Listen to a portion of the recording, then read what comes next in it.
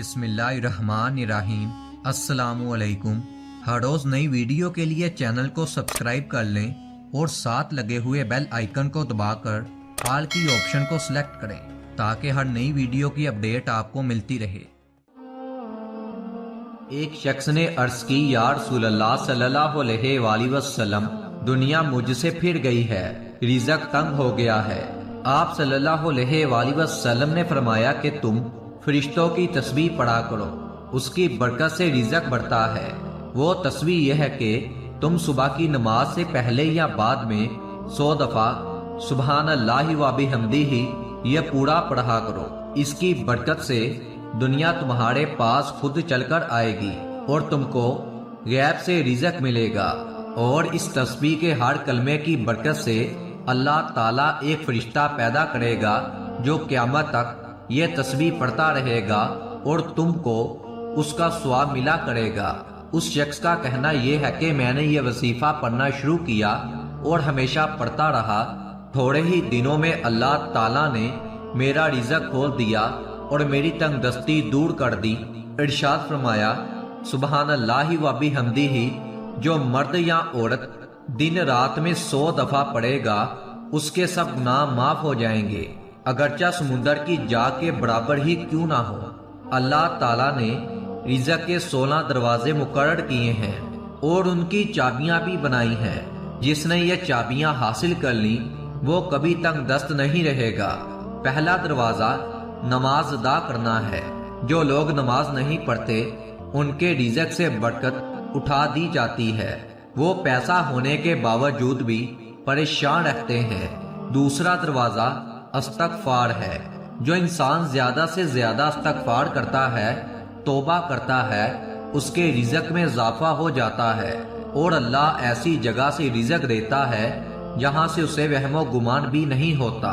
तीसरा दरवाजा सदका करना है। अल्लाह ने फरमाया कि तुम अल्लाह की राह में जो खर्च करोगे अल्लाह उसका बदला देकर रहेगा। इंसान जितना दूसरों पर खर्च करेगा अल्लाह उसे 10 गुना बढ़ा कर देगा। चौथा दरवाजा तकवा इख्तियार करना है। जो लोग गुनाहों से दूर रहते हैं अल्लाह उसके लिए आसमान से रिज़्क के दरवाजे खोल देते हैं। पांचवा दरवाजा कसरत नफली इबादत है। जो लोग ज्यादा से ज्यादा नफली इबादत करते हैं अल्लाह उन पर तंगदस्ती के दरवाजे बंद कर देता है। अल्लाह कहता है, अगर तू इबादत में कसरत नहीं करेगा तो मैं तुझे दुनिया के कामों में उलझा दूंगा। लोग सुन्नतों और फर्ज पर ही तवज्जो देते हैं, नफल छोड़ देते हैं, जिसकी वजह से रिज़्क में तंगी होती है। छठा दरवाजा हज और उम्रे की कसरत करना। हदीस में आता है कि हज और उम्रा गुनाहों और तंगदस्ती को इस तरह दूर करते हैं जिस तरह आग की भट्टी सोना चांदी की मैल दूर करती है। सातवां दरवाजा रिश्तेदारों के साथ अच्छे सलूक से पेश आना है। ऐसे रिश्तेदारों से भी मिलते रहना जो आपसे कता ताल्लुक हो। आठवां दरवाजा कमजोरों के साथ सुलह रहमी करना है।